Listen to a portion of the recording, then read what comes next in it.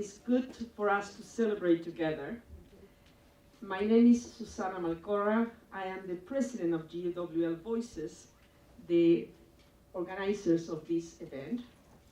I was telling Felicia, who will take over in a second, that before starting, you always have these butterflies. Are there going to be people there? Is it going to be full, half full, empty? Well, I'm very happy to see that we had a full house, and we are starting right on time, so probably more will come a little bit later. So again, I want to thank you for being here. I know that the subject is very interesting, and then we'll go into that in a second. Just want to say that who we are an association of women who have worked in the multilateral system in senior positions or in our governments in senior positions. We are 62, who, as I said, held very, very senior positions and who work in mainly two areas. One is the strengthening of the multilateral system. We work a lot on the question of reform and support of the UN and the system at large. And together with that, we work in questions of women empowerment and in women's rights. And we do that together, not only because our background is the multilateral system, so we love it with all its limitations, but also because we deeply believe that a strong UN enabled to have and to push forward a strong women's agenda. And what happened after Beijing and what happened with CSW and the peer pressure that governments felt through the United Nations allowed for our issues to move forward. The weaker the system is, the less this happens. So we see an intertwined reality between a strong multilateral system and a strong women's agenda. And that's our area of work. With that, we always try to be evidence-based, so we commission different works on different areas. One of them is the one that we are going to discuss today. So I will not go into that because we have the expert here, the author of the report, and then we have people who know the subject matter very well. But just a very warm welcome, and again, very happy day. And Felicia, over to you. Thank you so much, everyone. So first, just thank you all for being here. Thank you to the organizers. And also thank you to people that have prepped the room and cleaned the room and really kind of have us all able to be here to work together. My name is Felicia Penting. I work at the Center for Research on Women. We have been around for about 46 years. The reason why I was very happy to join about 6 months ago was really because of our landmark research on the feminization of HIV/AIDS back in the 90s. And in particular, our work with men and boys around gender-based violence. When I sort of look back on what I think makes these types of places really great is when we stay proximate to the most marginalized women and girls, when we bring really empirical research methods to bear, and then when we use that to really shape policy. Because if research is not used, it is not useful, which is maybe somewhere controversial, but for me it's not controversial. And today we are here to talk about something which is so urgent, and I really just kind of wanted to take a moment to reflect on how urgent this issue is, how global this issue is, and really the sort of intimate way that it affects the most marginalized people. And one of the things that I think oftentimes can happen when you look at how women and girls have been shaped by online violence, whether they are in the public or in private, is that it can really just cause so much shame. And the natural reaction of shame is silence. And as I was thinking about this panel today, sort of like with all things, I thought about Audre Lorde. And I thought about her wonderful work, which is called The Transformation of Silence into Language in Action. And really what she shares here, that I'll just read from very, very briefly, is I've come to believe over and over again that what is most important to me must be spoken, made verbal, and shared. that the speaking profits me beyond any other effect. My silence had not protected me. Your silence will not protect you. We can learn to work and speak when we are afraid, in the same way we learn to work and to speak when we are tired. We have been socialized to respect fear for their own needs for language and definition. And while we wait in silence for that final luxury of fearlessness, the weight of that silence will choke us. The fact that we are here and that I speak these words is an attempt to break that silence and bridge some of those differences between us. For it is not difference that immobilizes us, but silence. And there are so many that need to be broken. So with that, as we come to this really, really urgent conversation, just a moment to acknowledge the bravery of everybody who was a part of the study and those who put it together, and those who understand that we have to honor that work by giving voice to it. So with that, I will pass it off to the panel who have done such amazing work. So starting from the left, we have Dawn Clancy, who works for Path Blue, focusing on women's issues, international conflict, and diplomacy. We have Maria Teresa Garrido, who is the assistant professor in the Department of International Law at the University for Peace and the doctoral degree coordinator. She's the editor of Journey to Gender Equality, Mapping the Implementation of the Beijing Declaration and Platform for Action. And to my most left, we have Susana Malcorra, who is the former Minister for Foreign Affairs and Worship from Argentina, and the former Chief of Staff to Ban Ki-moon. So with that, I'm just going to dive right into all of these questions. And I first just sort of want to pass it off to you and to talk about why you chose to write this wonderful book right here, and what you think are the most key takeaways for the audience. My colleagues here already mentioned it's a pleasure to be here and have such a wonderful audience. And coming back to your question, you can find the book online. It's available to download. It's called Mapping Online Gender-Based Violence. And what we did here was to summarize different discussions related to gender-based violence, but what we're seeing online. So as many of you already know, this is a highly debatable topic. We have a lot of situations, and I want to run you through some of the aspects and the findings that we have. So one of the first things that we wanted to highlight is this change and transformation of what feminism is nowadays and what can we experience online. So one of the articles actually goes for the idea of pop feminism and how we can use all of these pop artists, music, art, stars, actresses, and all of these people, a little bit like the campaign He for She, to actually portray and bring different people together to the conversation. And this is one of the key aspects that we need to kind of overcome gender-based violence online, because if we can bring people together who are usually not speaking to each other, then we can create a more sensible type of online environment for all. So this is one of the proposals, this is one of the takeovers, to come back to your question. Then we go for mapping like different problems that we are finding nowadays. And one of them is the idea of deep fakes, revenge porn, and all of this non-consensual material that is disseminated through online platforms. So for this, we have like different chapters, and I want to highlight different things in terms of deep fakes and revenge porn.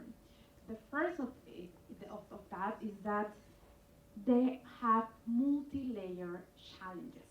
This goes from the development of that technology that is actually used for the development of deep fakes to the victim and how it is, how she or he is actually experiencing this type of challenge. And so we have this idea of how we can enter into the tech world to actually talk about this gender perspective since the conception of the technology. Because once we have that technology, then it's more difficult to make changes. But if we start talking from the beginning, from the conception, then we can start identifying different elements in which technology can be used to actually diminish the impact of the use of deep fakes to present content that can be harmful for women basically. Then the other challenge is going for the policymakers. And I want to echo what you mentioned on this research of how it can be used. And this is another aspect, like nowadays that we have different legal frameworks that somehow tackle certain type of gender-based violence, but not really online. And this is one of the main problems, and I'm sure that you have had this conversation in other panels because it has been a constant topic all over, that we need to develop like similar standards so we can either put some stop to developers, but also have a common understanding and a common language of what is this regulation, how it has to be developed in order to protect human rights, not only women's rights, but human rights in general. And then for the idea of victims, and this is something that also is one of the main takeaways of this book, is that we have these different layers of victimization. So we're used to talk about the idea of the victim of the attack, and then the second victimization when they go to the judiciary and when they start presenting these claims. But then one of the articles is arguing that we need to think about the third type of victimization, that is the one that is going on online. So this one has vast majority of people working on, and this is one of the most problematic areas, because once the content is uploaded, let's say it's a deep fake or it's a porn revenge type of video, everyone that it has access to that can download it, have it on the phone, pass it through different messages applications. It can be WhatsApp, Telegram, whatever, and then it's massively distributed. So some legislation, some countries are trying to use the idea of the right to be forgotten to actually diminish the impact, but then how we can implement this in an extraterritorial matter is one of the most complex type of discussion that we have in terms of the third victimization. So we have a full article on this that I really invite you to read. But not everything is bad, and I want to present some of the good things that we also found. And one of them is the importance of including civil society in initiatives to combat gender-based violence, and also with the idea of peace-building initiative. At the University for Peace, we are focused on the idea of teaching peace-building and how we can transform our mind from this war-set type of mindset to a most peaceful one. So the idea of including women in peace-building initiatives and creating communities that can support either victims, that can engage with the private sector, that can engage with policymakers, is one of the solutions that is actually presented as a way of combating online gender-based violence, but also providing support, not in this reactive way, sometimes also in a preventing manner, because we know that if we start preventing, then it's usually better than just reacting to whatever happened to the victim. So then another part of that is engaging with the idea of domestic legislators. So we, like many of you are doing like this type of work already, but we need to have more cohesive type of regulation in terms of the global south. And I want to talk about like two different articles that we have in the book that actually talk about this, and one of them is an example from Brazil and how the Maria da Penha law was actually implemented thanks to this idea of how we can use different mechanisms that we already have in place in this idea of community peace building to actually transform the legal system. And then another very interesting example that we have is coming from South Africa. So what the researchers did in that case was to figure out what was the conversation online. They used basically Twitter and Facebook, and they realized, and I know this is not new for many of you, but it's one of the main findings, that what we are seeing offline is replicated online. So anything that is going on offline that we are not regulating, that we are not seeing, or that is extremely specific to that context is replicated online with this massive type of results for the victim.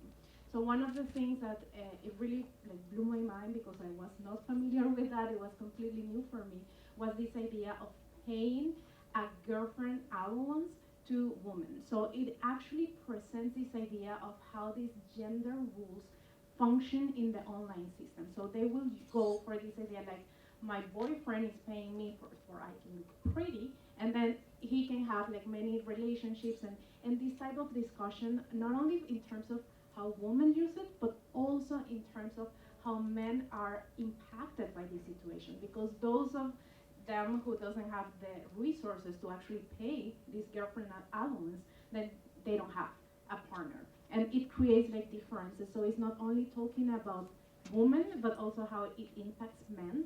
And I think this is something that we can only see and know when we start looking at the offline context in that specific place. And this is, I think, one of the main takeovers, not only from this article, but from other type of research that we're doing. And I'm sure that we're going to talk more about journalism and how this idea of offline events actually replicate online. And I want to finish with this comment also on how it is impacting adolescents and youth. So now we have like all of a new generation that is using dating apps, that is using social media to actually connect and create their networks, but those networks are impacted also by gender norms that they are regulating, that they are presented in different levels. So we come back to this idea of a multi-layered challenge when it comes to youth, because they are socializing in a way that some of us are not used to it, that needs some form of regulation to avoid normalization of certain events that can actually be considered as online gender-based violence, but they are normalizing because this is what they have.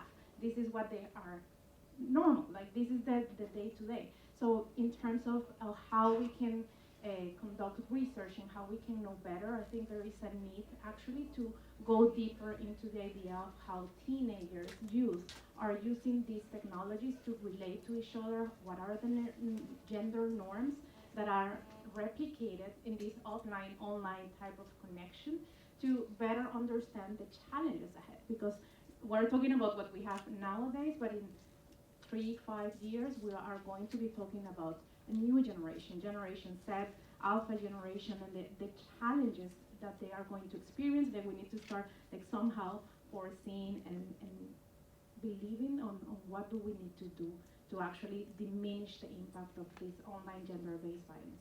So with this, I pass it over. So you have a good overview.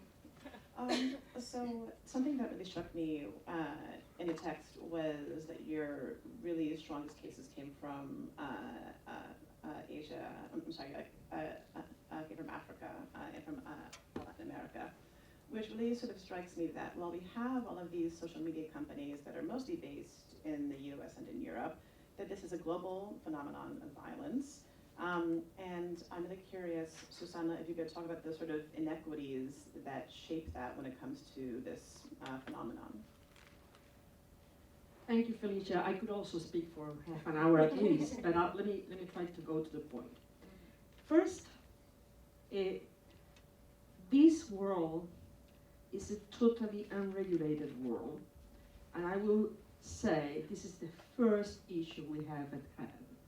How do we put this in a framework that is conducive? But this is also connected to geopolitics, and let me bring geopolitics to the table. We have a model that is essentially a US-centric model where 4, 5, 6 companies run the place. And they don't have any compliance mechanisms.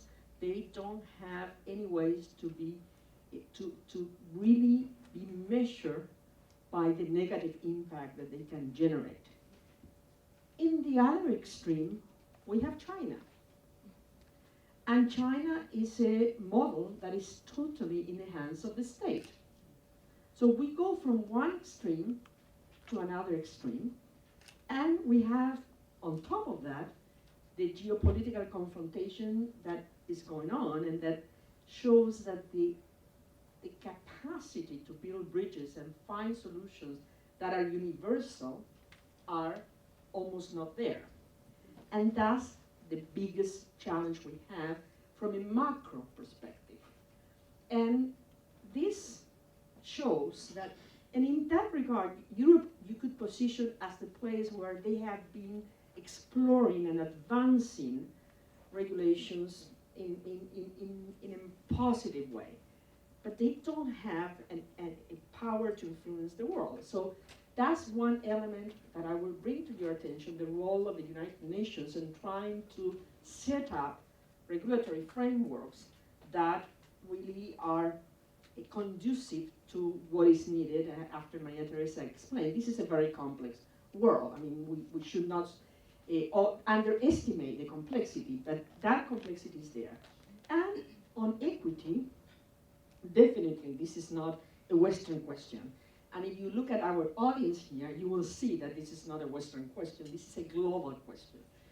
And it is a global question when you look at the use of mobile devices throughout the world. It shows to you that this is really permeating throughout the world. And it's doing it in many different ways and through very different means. Maria Teresa referred, for example, for the notion of the younger generations using technologies to set up their networks, which is, of course, mind-boggling for some of us who need that personal connection, but that's a reality. Let me talk about politics. The things we are seeing in politics and the really bullying women in politics through social media is absolutely incredible, which has quite few negative consequences. One is that women refrain even more to be involved in politics. And when we call on more women to represent us, particularly in parliaments and congresses, because there is no better way to shape feminist policies than to have women in Congress and parliaments. Well, less and less women are willing to participate. We have seen recently the Prime Minister of New Zealand step down. She hasn't said it, and this is personal. This is Chatham House rules. We are only, how many of us here? 80, 100, it's Chatham House rules. I think that she was going through a huge pressure on social media. We have seen that with the Prime Minister of Finland. So this is something that has a ripple effect of great proportions, because it's a very subtle, not so subtle, but very interesting way to push away the participation of women. So going back to global, to equity, I don't think there is any other way to address this than to do it through regulations. And I think we as women movements, as women civil society, need to really push on this front, because the companies won't let go, and the government, on the other side, won't let go. So neither model serves us well, serves society well, but serves us as women well. And we just need to push it. Ain't easy? No, it's not easy, but there is no other way. Thank you so much for that, Susana. So, Dawn, as a journalist and a storyteller, what is the role that you see in the media when it comes to agency and narrative around this phenomenon? And what stories have just stuck with you as a reporter? Thank you. My name is Dawn Clancy, and I'm a journalist. I write for Past Blue, and I believe my editor is here. She's over there. She makes it all happen, so if you... She makes it happen. No. She's the engine behind Past Blue. But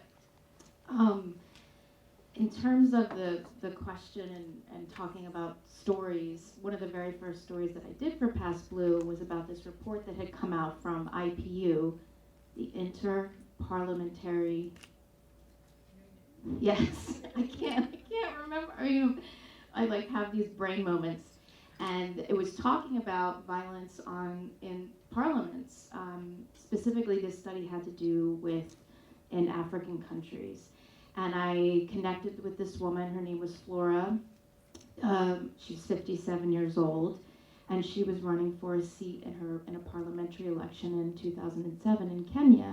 And she had been getting threats from some people, men, to stop her campaign, and she refused. and that escalated into her being kidnapped and tortured for 4 hours. I'll be graphic because it's just my way. She had her hair pulled out of her head, which culturally, that's like a really bad thing to do to a woman. Anyway, I mean, forget, what it means culturally to the individual and their culture. She had feces stuffed down her throat. It was for 4 hours she was tortured. She finally ended up in the hospital, and she wouldn't tell me. I asked her, I said, Flora, can you tell me who did this to you? Because I'd like to try to reach out to them. They're probably not going to talk to me for the story, but still, I'm going to try. But why did you do this to her? She was too afraid to tell me. She moved to Canada after it happened because a year later, after she was beaten and tortured and sent to the hospital, they murdered her son. They murdered her son, and she had a breakdown, of course. She moved to Canada, and that's where she lives her life now. And just from speaking to her on the phone, I spoke to her a year ago, sweetest woman. Not that that has anything to do with what happened to her, but you could hear in her voice the pain. And she's telling me, I was trying to make my country better for my son. That's why I was running for parliament. That's why I was doing this. And it got to the point where she said it was police. Like these weren't just random men off the street. They were police, and she knew who they were. And I believe, if I'm remembering correctly, she even said that when she got to the hospital, one of the men were in the room, police, because it was a police issue. She can't, it just boggles my mind that she would, accountability, and I guess I'm taking this in a completely different direction, but there's no accountability. She's afraid to talk about who did it to her. She doesn't live in Kenya anymore. She lives in Canada, and she's still afraid. She's still afraid. But she was kind enough to tell me her story, which I think goes back to what you read in the beginning, that poem, Audre Lorde, right? About silence, transferring that silence into something. Because there is a lot of shame. And she absolutely shamed. And just, listening to her, you can hear it in her voice as if these people doing this to her somehow reflects her and who she was. And all she was trying to do was run for parliament. When I was thinking about her story, because that's the first story I ever wrote for Past Blue, and you were asking me, what are some of the stories that stick out in my mind? And I had to take it the personal route, if you don't mind, because I grew up in a family where my mom was, she just used to get the crap beat out of her by my stepfather. And as I was thinking about Flora, I was thinking about how she had no accountability. I was thinking about my stepfather. And I met him when I was 4. He died when I was in my early 20s. I'm still in my 20s, but not quite. Right, not quite. But, and he died. And as I was thinking about Flora, and I was thinking about coming here today, I thought, that man, his name's Joe Thomas, by the way, which again, just bringing his name into the light, because when you're living in an abusive situation, you can't talk about these things ever. What was I saying? Forget. See, there's that brain thing again. By the way, I walked up 11 flights of stairs to get up here, so that's probably also why I'm having like a little bit of brain moment. Anybody else? 11 flight? You did? See? Okay. Our sister's right there.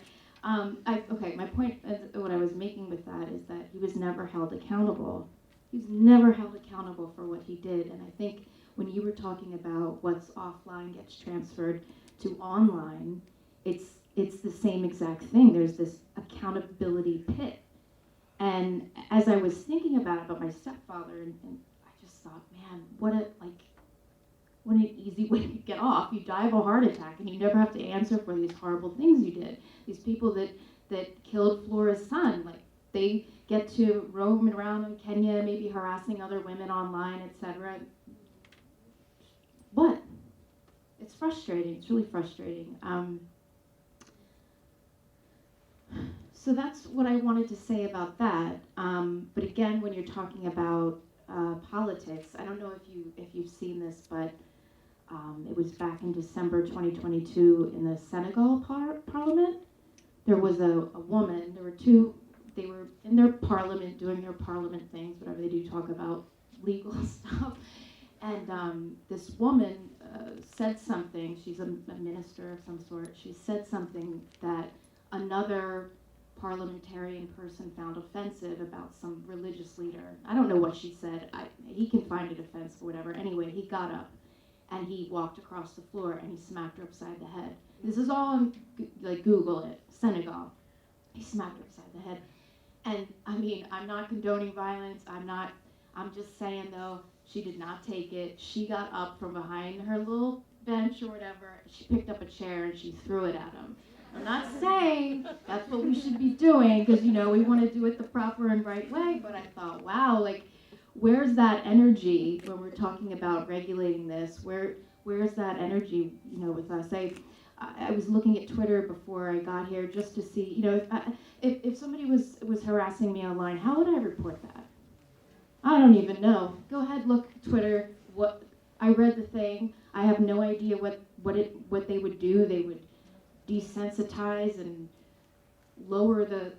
I'm like, this doesn't make any sense. All I know is that somebody on the internet called me an F and B, and I just want to report it. Like, I don't, you know. But I think what you said is absolutely correct. These companies, what are they in it for? They're not in it for that. The government, they have their own thing going on. So is it up to us? Like that woman who threw the chair. I'm not saying throw chairs, nobody throw chairs, but I'm just talking about like that energy behind, like, hey, this isn't right. This isn't right.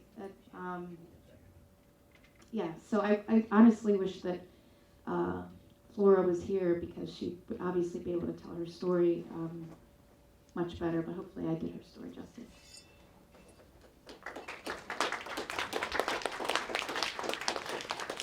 Well, thank you so much for that wonderful share, and I'm just going to hold some space for Flora and for her son and for you and for your mother, and thank you for trusting us with something that is just so important.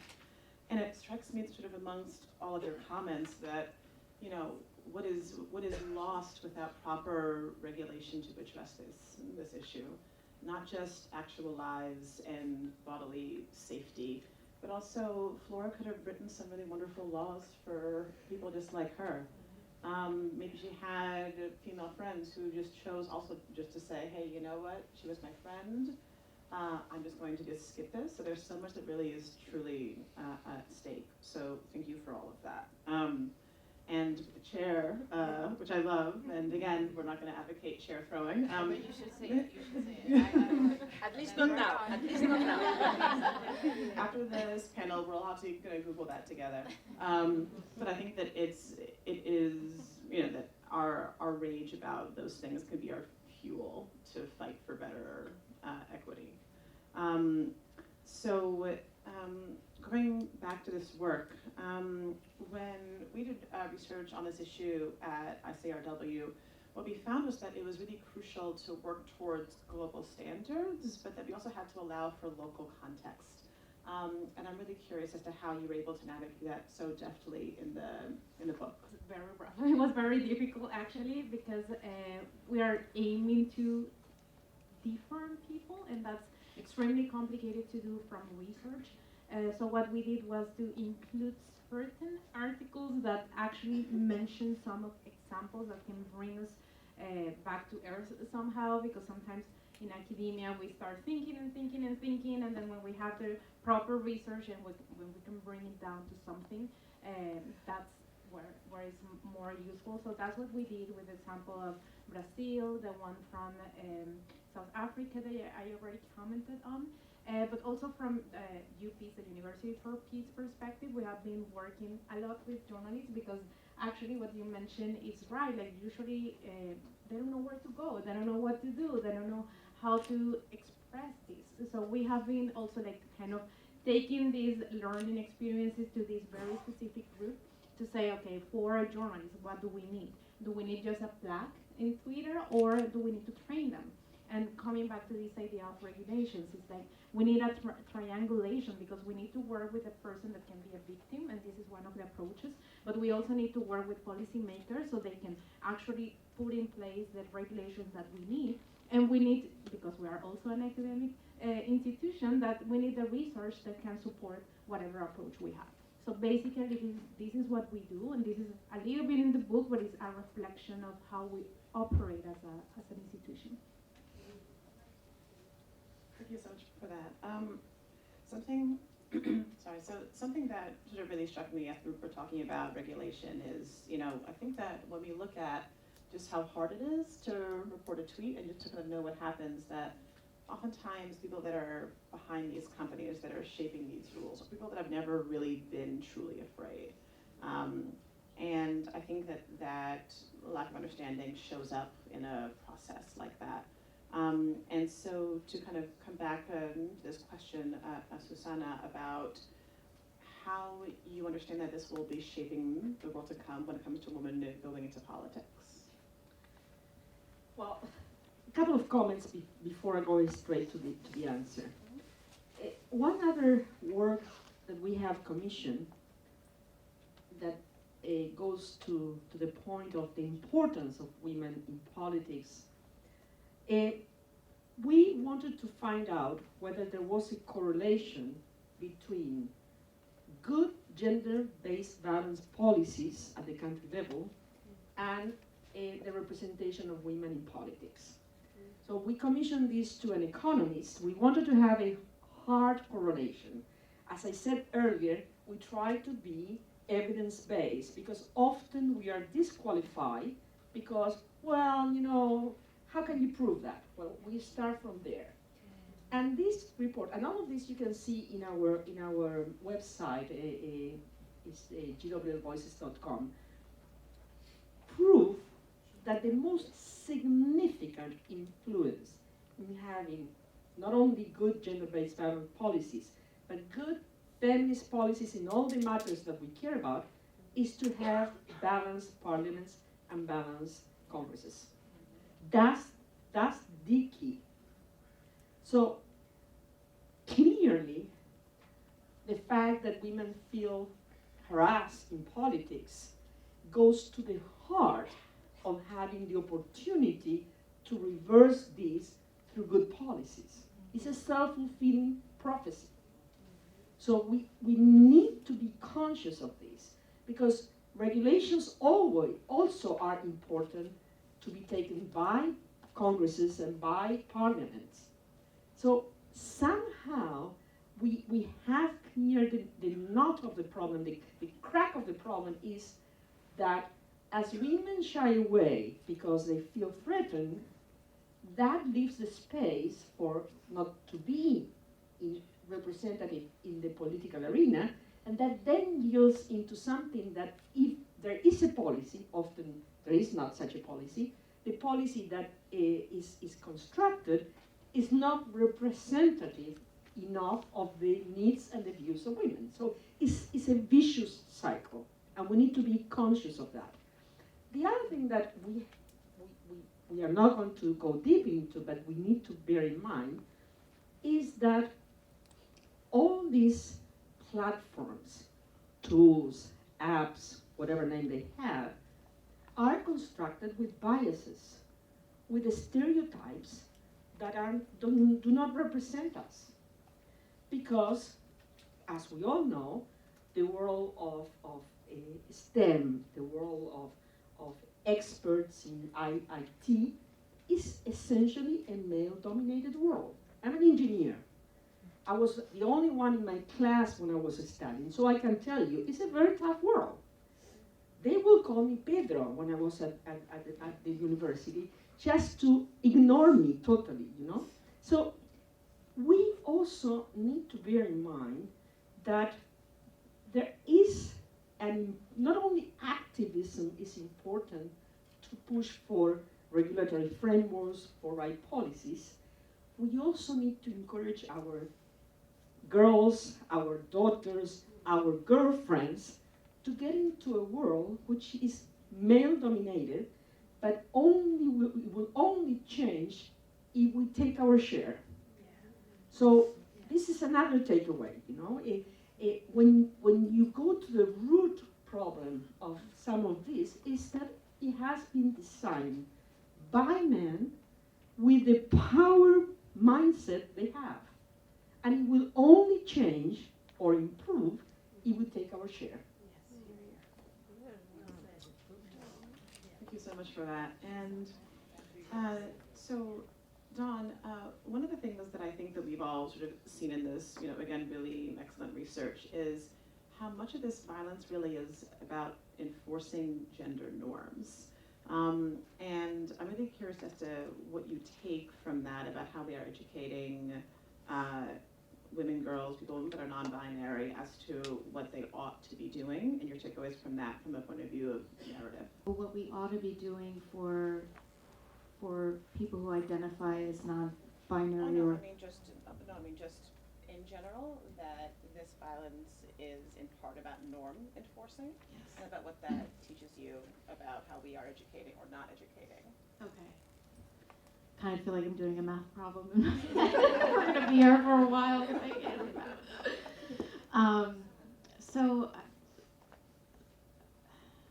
Okay, while you were asking the question, I was thinking about before I started working for Past Blue, I was freelancing for a newspaper in the Bronx, which is a borough here. And there's always an election in the Bronx. I mean, it's like every other day, so there's always something to do. And I was working with this woman who runs this center for women, Bengali women, and it's called Lal, which I believe means red in Bengali. And because what happens is these Bengali women come from their country, they get here, they don't know the language, they need someone to show them the way. And there was an election coming up, and Lal was supporting one candidate. They were vocally supporting one candidate. And I'm talking to this woman who runs this organization, and she says, I got this really nasty email the other day saying, you better knock off your supporting this candidate, knock it off, or we'll do something. And I thought, well, this is a great story, please share the email with me. But it just ended up being that someone was intimidating through email, getting these people to back off the campaigning that they were doing for another female candidate. And if she would have given me the story, obviously it would have been published and it would have been known. But she was afraid to do that. She was afraid to do it. So I'm sorry, I probably am so far off from the question, but as you were speaking, we were talking about apps and things. There's also that. Threatening someone on an email, it was set up, it was planned. Like, there was this one anonymous email. She tried to get her computer friend to follow it, and they couldn't figure out where it was coming from, but she had an idea. She didn't want to tell me, she was too afraid in it. I was just thinking that's another example that came to my mind. And as far as the narrative,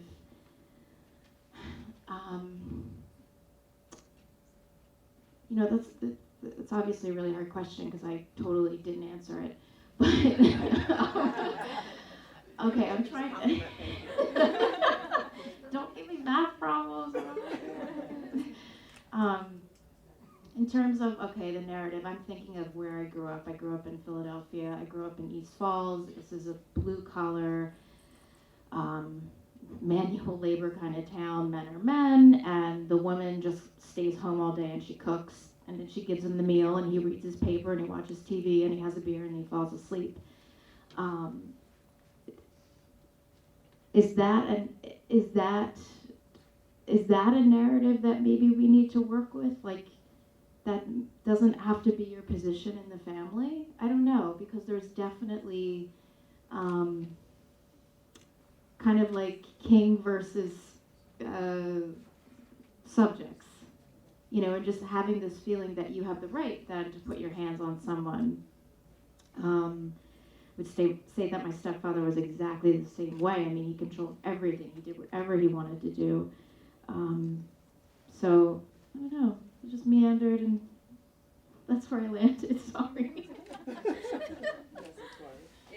Let me add something there. On the question of narrative, I will focus on education. And I think this has to be central to managing this disease that we are in.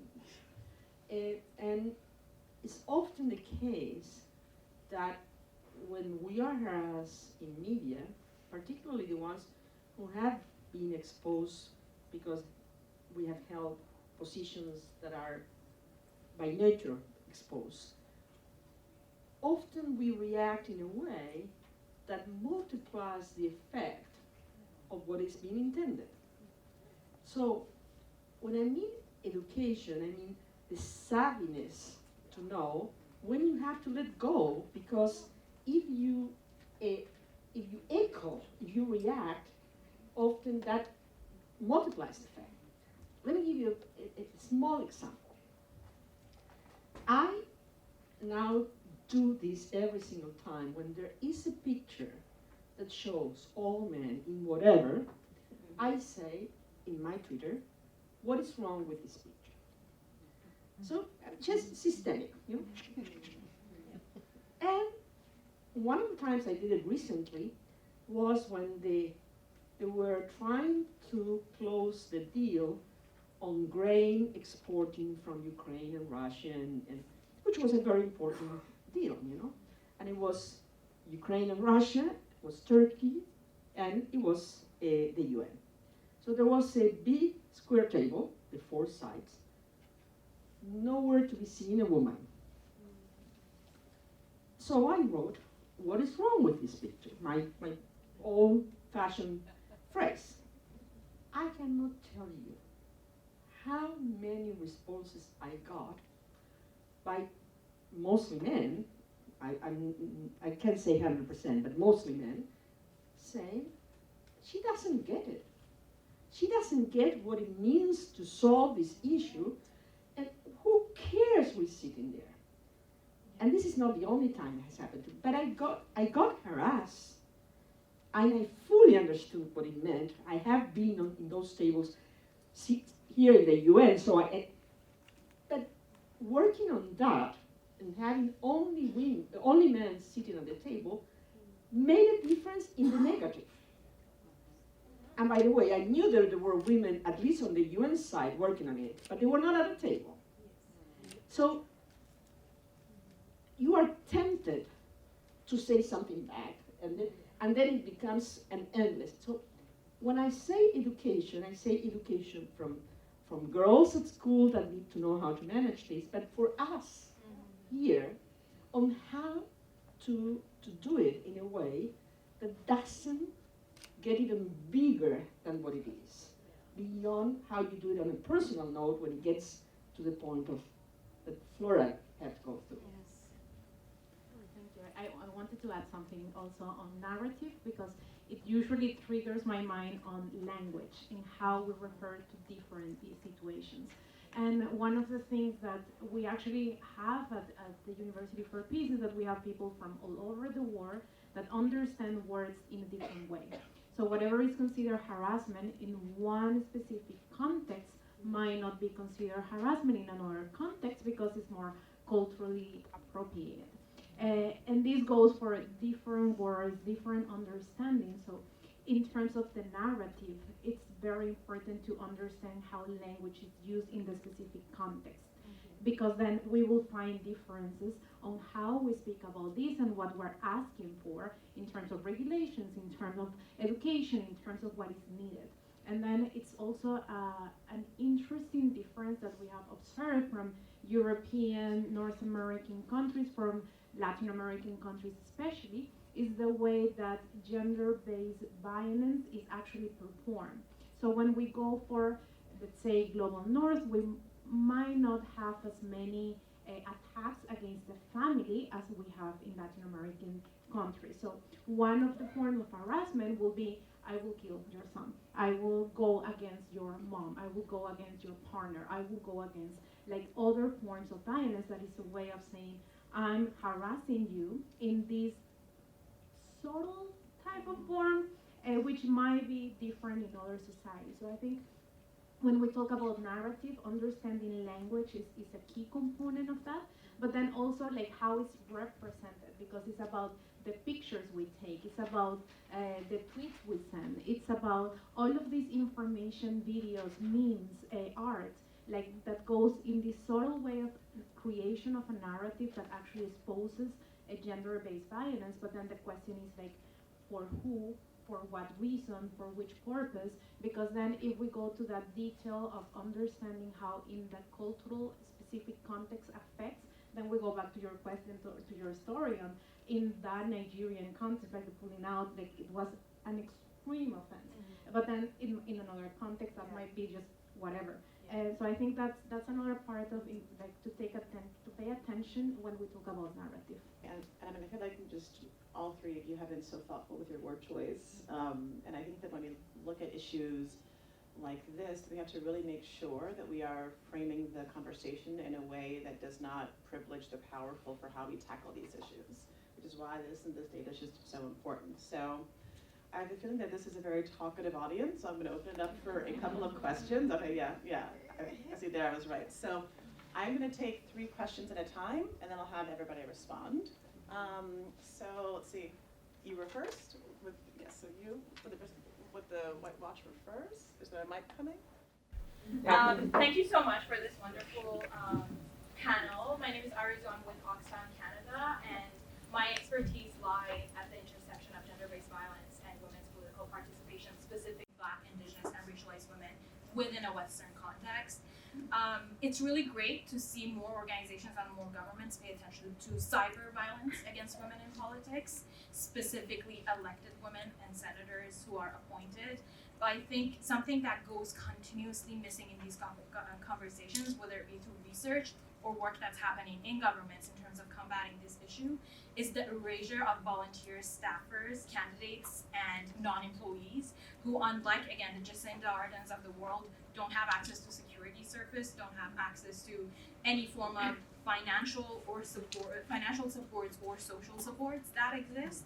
And if we're talking about a continuum of young women, again, educating them, building that narrative to that point of getting elected, if our research doesn't really focus or understand how this issue is impacting them, we're never going to be able to kind of get ahead of this kind of like circular condition that we're talking about right now. So in terms of looking at cyber violence, but also outside of it, again, just the rape and the physical sexual violence that exists in political spaces, what is your understanding of what can be done in civil society and in terms of advocacy with governments to ensure that the most privileged of us, who are the elected officials, don't get to be constantly centered in these conversations, so that we're taking care of people before they come up and ensure that they do stay in this pipeline that we're trying to create for women in politics.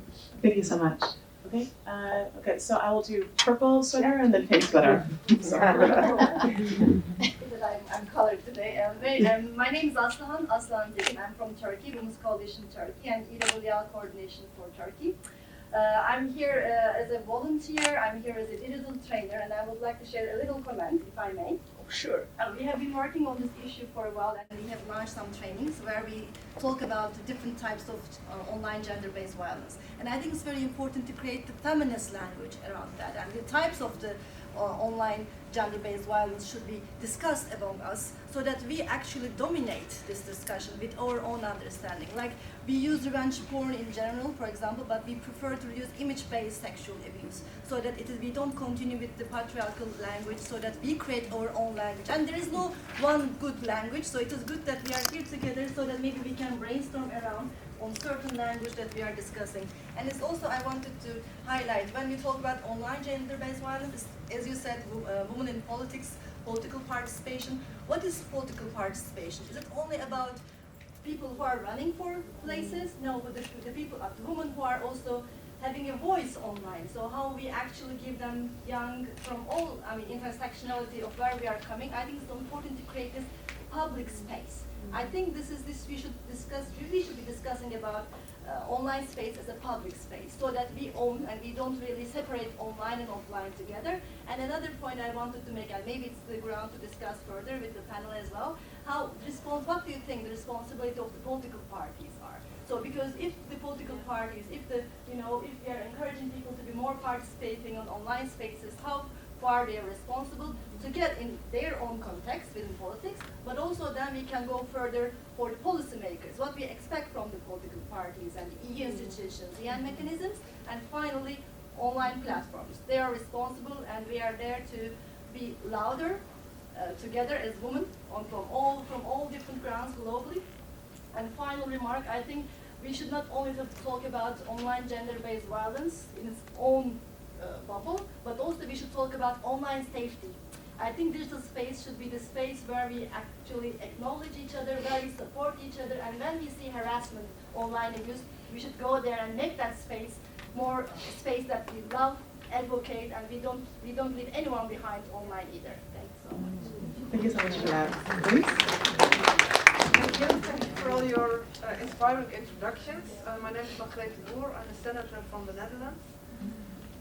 And I'm also a member of the Parliamentary Assembly of the Council of Europe. And in that position, I did a report on anti-choice harassment. And I was in contact with a colleague of mine in the House of Representatives in the Netherlands who put a tweet online about International Women's Day and got loads of negative tweets.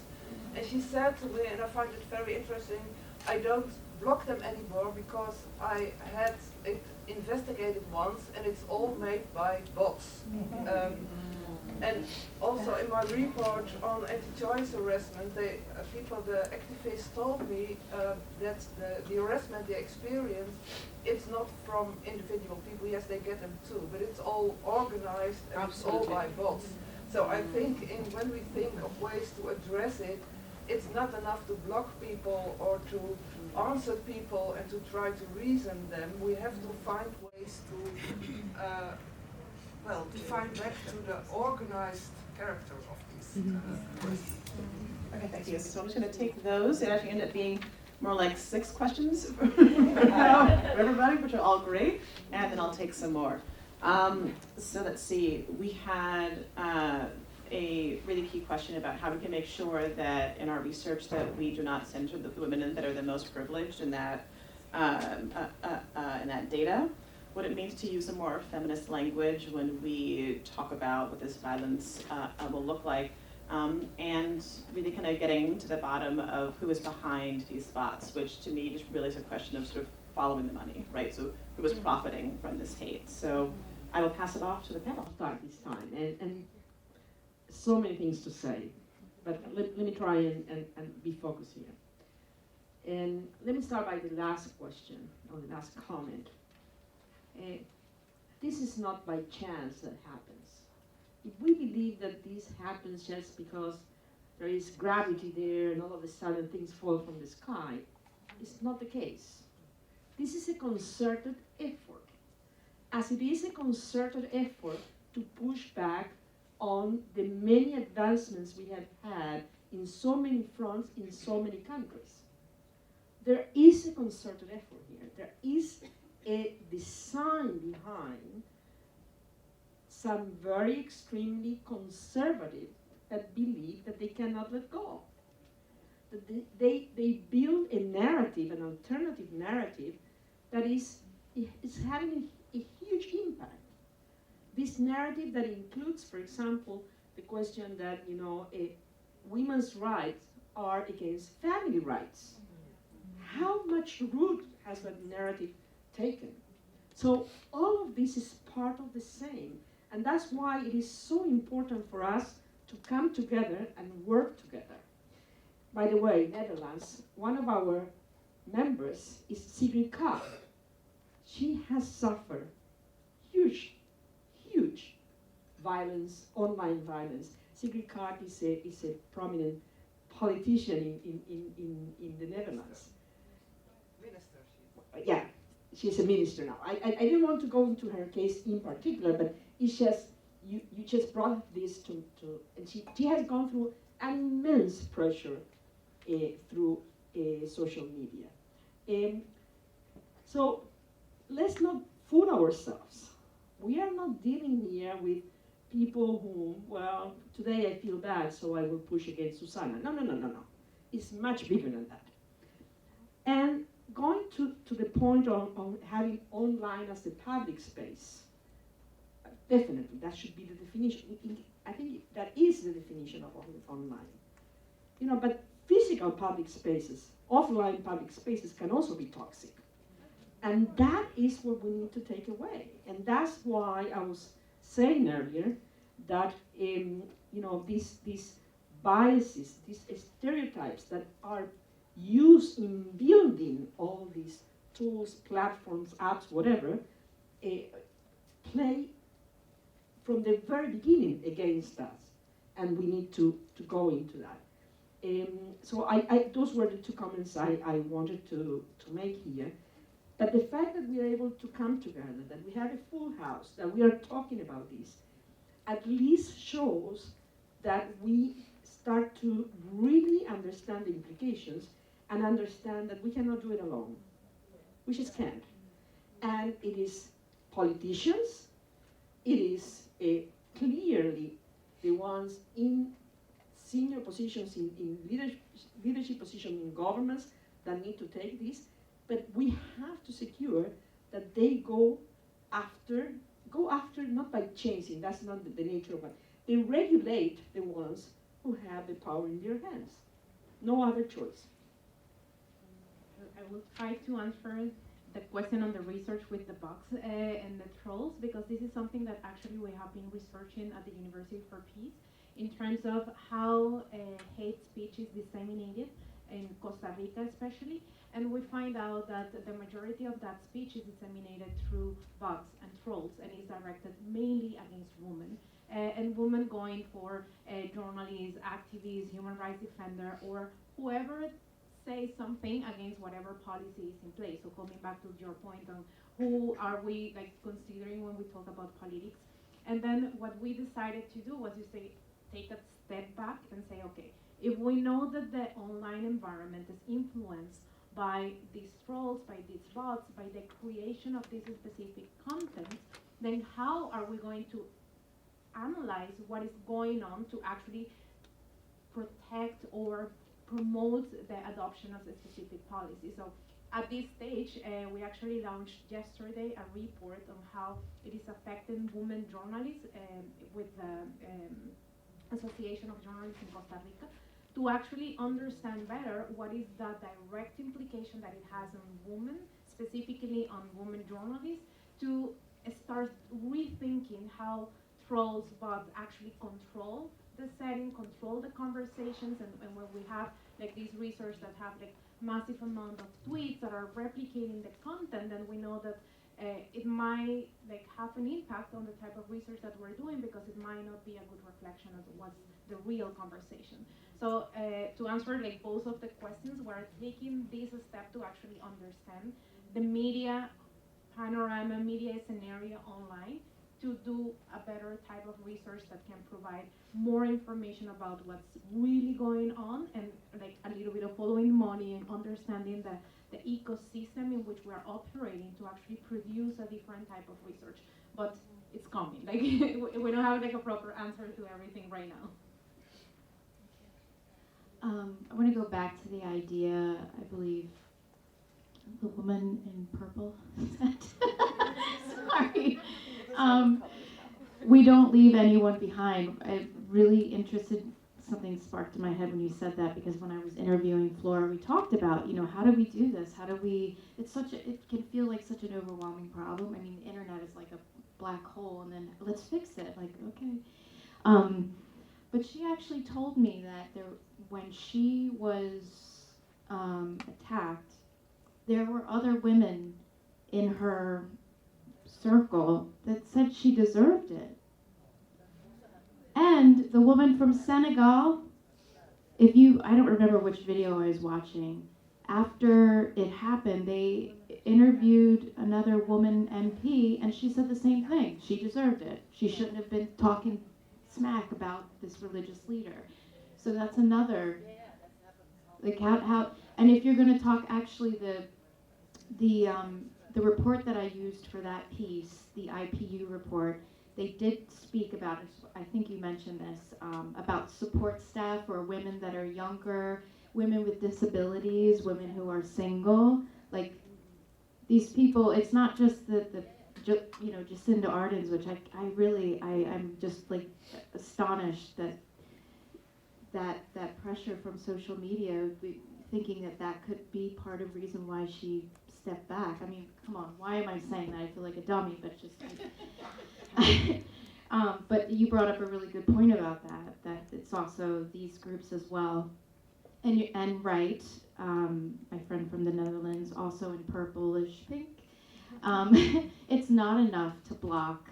It's not. I mean, I don't even know why they give that feature, because it's a joke. I am on Instagram. This is a little bit different. I'm on Instagram. I have a private account. I watch cat videos. I watch videos of people falling down. Like this is my jam before I go to bed.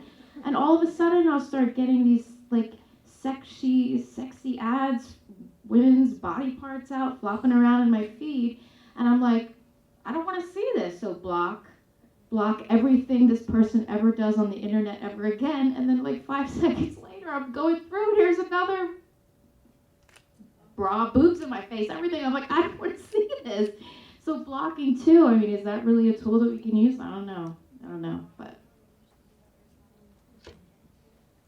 Thank you. Okay, so we'll take just a few more questions.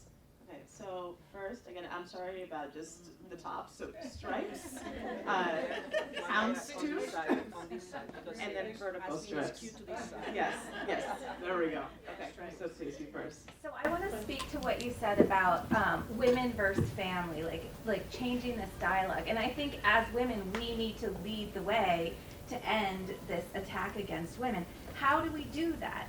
My personal story, I shared a birth story of choosing life in a high-risk pregnancy, and it went international, and I was attacked by women for choosing life. And they insulted me, they insulted my husband for allowing me to choose the birth of my child, and I was like flabbergasted. And I think, how do we change this as feminists and women and mothers? And are we attacking people who are running for office who are mothers and who are more traditional? Like, how do we change the dialogue while also progressing women and women's rights throughout the United States? How can we come together, families and women? How? Supporting one another. Yeah. Okay. Leading the way. Hi, my name is Alicia. I'm a student at NYU, and I'm here with Parliamentarians for Global Action. So I have a question, kind of like a little bit specific to the U.S. So when we look at social media, and when we look at the environment we are right now on the internet, there's this intense concern regarding privacy, and for apps like WhatsApp, encryption, for apps like Twitter, freedom of speech. And so I wonder how we navigate the conversation of like regulation of violence against women on social media and on these apps, where there's also this, I guess, tension with these conversations about privacy and freedom of speech. And how would we go about that? Thank you. And you can continue. Yes, and vertical stripes. My name is Nan McFadgen. I'm here with the Canadian Labour Congress. I'm a member of the Canadian Union of Public Employees. So my question is this. With Facebook, we have someone, a disgruntled member, a male, who has decided to target women leadership. I'm uncertain why the men don't also get targeted, but you know. So he's targeted the women leadership, in particular a Métis LGBTQ woman who every time she opens her mouth creates space for others. Like, she's amazing. So we're a large organization. We have lawyers and all the things that you might think would be awesome to have if you had this problem, and yet he persists. So I'm hopeful for the regulation. Every time someone said regulation, I was like, yes.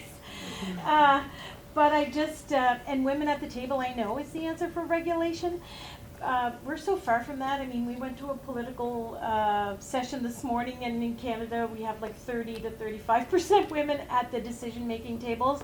So I'll probably be dead, and I don't say that jokingly. I mean, I'll probably be dead before we get enough women there to make a difference. So, and even if the lawyers did get the page taken down, this is like a single disgruntled member who has a national footprint now targeting these women.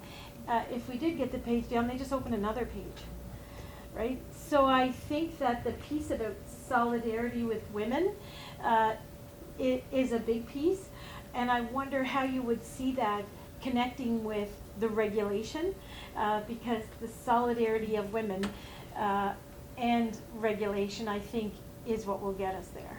Thank you. Okay, so I am going to, if they're very, very fast, I will do these last two questions, and then we're going to wrap them all into our conclusion. So, white sweater with the hearts. Thank you. My name is Sally. I'm from Women's Coalition of Zimbabwe. So for me, it's around strengthening access to justice when violations have happened. So just like what the panelists say, to say that these systems are designed not in our favor. I was a victim. I used the reporting channel. By the time they come back to you, sometimes you are dismissed on Twitter to say your context and the risk you are presenting is not risky enough. So, and the response comes way later, where if it was a matter of life and death, by that time you'll be dead and gone. And children's photos will be circulating, you know, and all that. So I think for me, in how we are positioning ourselves for transforming access to justice and the speediness of response, because it's going viral and it's moving. But the moment you report and you get a query number, and then after that there's an email that comes way later, and when it comes you are dismissed as if, you know, your report doesn't matter because it's automated. It's not, it's not responding to the context of the reality of the survivors or the victims, really. So for me, I just wanted to place it there to say, until we have a quick way of reporting and responding and addressing and accessing justice, it will be challenging. And then you're also dealing with faceless people. So when a person is faceless, to use the law, when you cannot identify the perpetrator, is also a gap that we are seeing in access to justice. So we may also need to find that navigation to then say, when it's Bluebag, who is pushing back at you? Who is Bluebag? There's no person with an identity called Bluebag. Do we use the IP address system? That's you know, those kind of things. Thank you. Okay, and you are the very, very last question, all the way in the back. Yes, you. Hi, my name is Najiba. I'm from the HPC Network of Refugees, originally from Afghanistan, based in Australia. So my question is really about my own personal experience, who's been quite active within the gender advocacy and the refugee advocacy for the past few years. Never have thought of entering politics, but have had this question in my mind. What strategies can we actually employ to really provide support and assistance to refugee women as they really do face double discrimination, when they're wanting to enter the politics. But more importantly, they also face additional challenges with their own community because it's such a male-dominated community. Let's say if I use my own example, the African community, even you're researching in Australia, and we still see not the community as an officer for refugee women to enter into politics. And then I think the additional challenge with those are all such wonderful, thoughtful questions and comments. Thank you. So I think that just to make sure that we give everybody ample time, we had questions around sort of weighing these issues around privacy versus freedom of speech, steps that people can take now that are really going through this, questions around access to justice. And sort of about what it means to really embrace an intersectional approach, and so many comments about what it means to stand with women. So if each of you could answer those questions in your way, and then end with a comment about how we can all stand with women, then we can address everything, I think. Let's start going further. So for my friend, the Netherlands, right? Well, you have a whole room here right now, I'm assuming, people that are on Twitter. So if you need regulators, we can watch your feed for you. And if somebody gets out of line, like, hey, knock it off. Because I'm joking, of course. I don't want to put you on the spot there. But, it goes to the idea of standing together. I really don't know how to answer that question because we all say it. We need to stand together. We need to support each other. And then we walk out of the room. We take the 11 flights down to the lobby, and then it's done. And I don't mean that to say negative, you know, between us, but is it enough? I think you were talking about, there's this one guy online. Is it enough to call him out? Is that how we regulate now while we wait for policy to become a tangible thing? Do we call them out? I mean, I would call them out. I'm a chair thrower. So that's how I would handle it. But again, you have to be careful, as my friend with the heart on her sweater, I believe, said. This person is blue bag. Who's blue bag? I don't know who this person is. I don't know what they look like. I don't know what kind of weaponry they have. You know, you have to think about these things. And I wanted to ask, to clarify, you say that you went online and you were talking about a personal experience, do you mind just, I'm really interested. I shared a birth story in a popular blog where people shared birth stories. And my birth story was a high-risk pregnancy where I chose life. And I could have died during childbirth. And he lived. And the comment, and it went international, and the comments were degrading me and for choosing to carry the pregnancy and not have an abortion. And they were saying they wished my son had died, that I was stupid for carrying the pregnancy, that my husband should have forced me to have an abortion, that my religion forced me to have a baby. And I was just shocked at the women who were vitriolic, if that's a word, against me for being a mother and choosing life. And I think it starts with us. Like everyone can point fingers at how people are treating women, but if women are treating women that way, then it starts with us. Yeah. No, I totally agree with you, and that's why what you were saying popped out at me, because that is so true. Whether we're talking about Flora, we're talking about you. For these people that say you're stupid, I mean, you're married, you have a baby boy now, so who's stupid? Anyway, moving on. I totally agree with you. I don't have the answer to that, but how do we continue to support each other outside of this room, you know, a week from now when we're doing our laundry and thinking about, oh, remember that thing I went to? And, you know, I don't know. I don't know what the answer is to that, but we said it. It's out there. We could be your Twitter army if you need us, Netherlands. We're here. Okay, so I will try to comment on this idea of family versus feminism and either privacy versus hate speech, because I think the words here matter. If we're talking about one versus another, we're assuming that one position is better than the other. And I think this is one of the main problems that we have nowadays when we talk about gender in general. There are groups or people or individuals who believe that one is better than the other, and the idea of coexistence is not really there. So I think just to overcome this, we have to work on tolerance and not respect. Like, we need to understand that people will think differently, that they will have different ideas, and that we have to coexist. And if we can find these connections, then we might have something different. So I will challenge you to try to think in this different way, not one versus another, but actually like thinking what are the connecting dots, how we can bring these things together, and especially when it comes to family and feminism, because this is such a huge type of discussion. And first class that I had on gender, I didn't want to be a feminist. I was like, if this is the gender feminist approach that you're presenting me, I'm against this. Obviously, I'm grateful that I got different lenses and I got like different points of view, but we need to be careful too on how we are presenting feminism.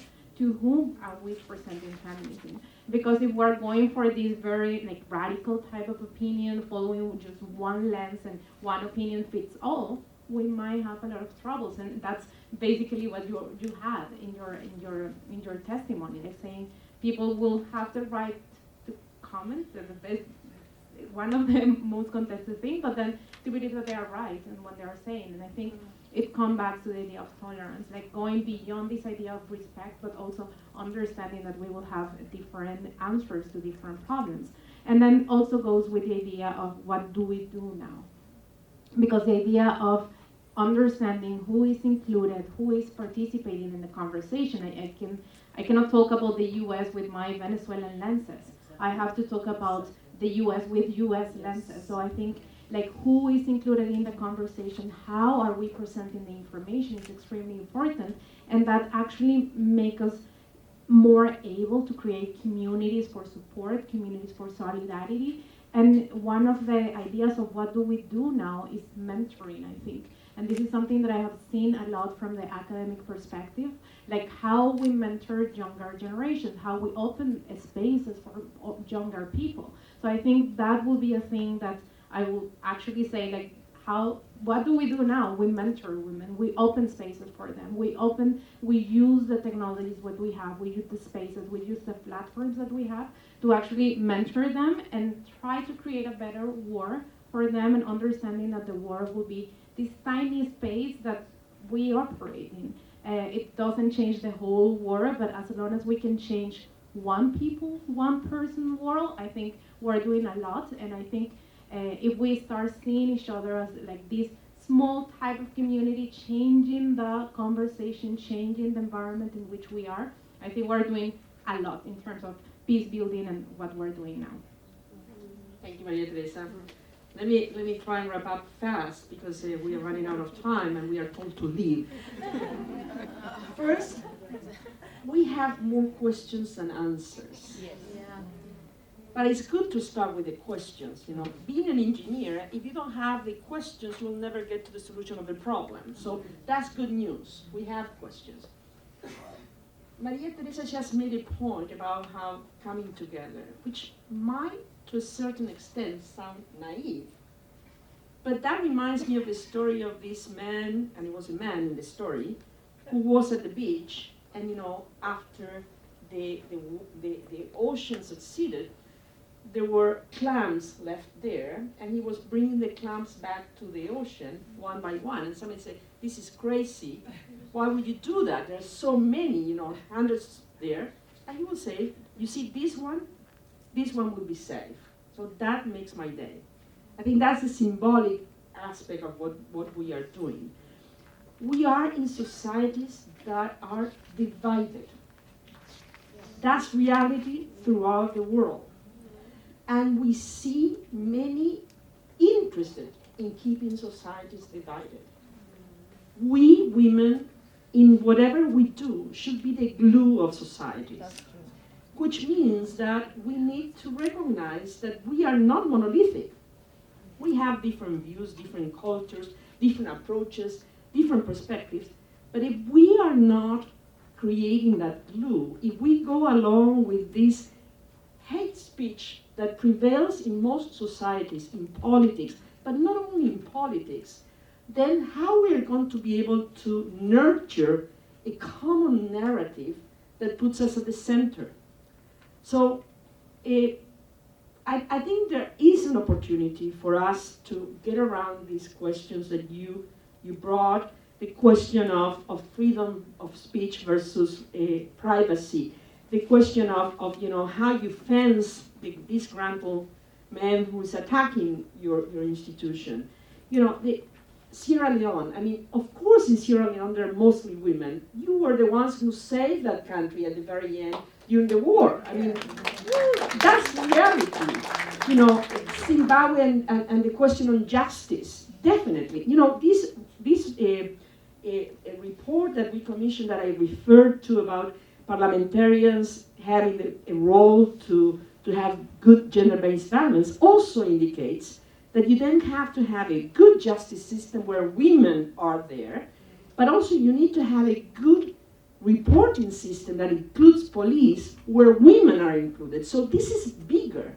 This is women in all areas making a difference. So what can I say about Afghanistan and what you are all doing and struggling with? So my last point here is we face big challenges, and today we're talking about one of them, the online violence. But we face a lot of them.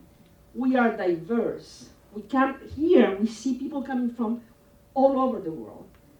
We need to recognize each other, to respect each other, and to go for what we have in common, and work on that, and build on that, and be absolutely in solidarity with each other. If we create that movement, which is somehow recreating what was there for many decades, we need to reinforce, to give energy, and to have a different approach, because the challenges have evolved, and the ones who are against also have evolved and have become more savvy.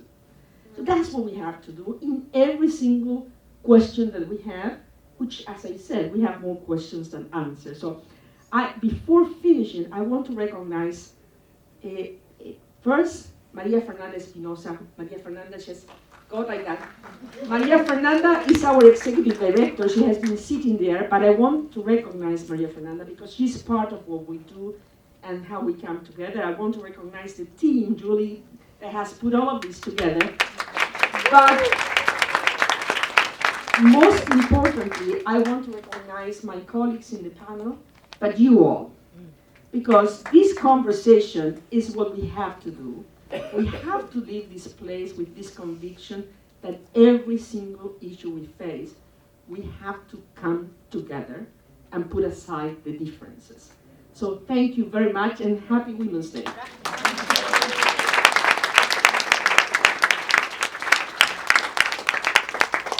So with that, I will just say two very, very quick things, and then we will wrap.